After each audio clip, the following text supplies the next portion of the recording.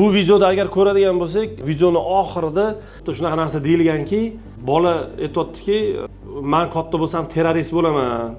Qizni oilasidagilarni misol uchun o'ldirsam, qonga bulasam, men rohatlanaman, lazzatlanaman degan mazmundagi misol uchun ovozli yozuvni ham ko'rsak bo'ladi deb aytdi. Agar shunaqa holat bo'ladigan bo'lsa, misol uchun haqiqatdan bola shunaqa degan bo'lsa, uni ham misol uchun internetga qo'yishligini, haqiqatda shu narsa bo'lganligini, omma nimaga bu narsani aytayapman?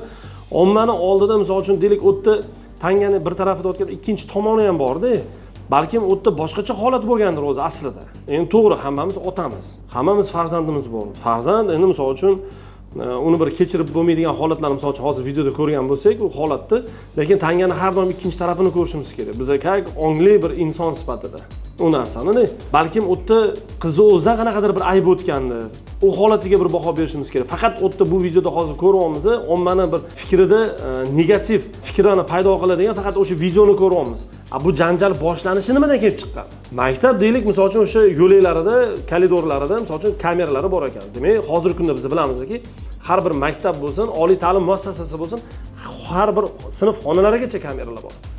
Nima uchun o'sha sinf xonasidan boshlanmagan? Kamerani olib internetga qo'yishdi. O'tda ko'raylik, balkim bundan boshqa holatdir o'tda. O'tda 5 ta bolani faqat bitta qizni urishgan, bitta qizga misol uchun tan jarohati yetkazishgan va so'zni oxirida, o'sha videoning oxirida boyaga aytganimdek, terrorist bo'laman degan mazmundagi so'zlar ham ishlatilgan.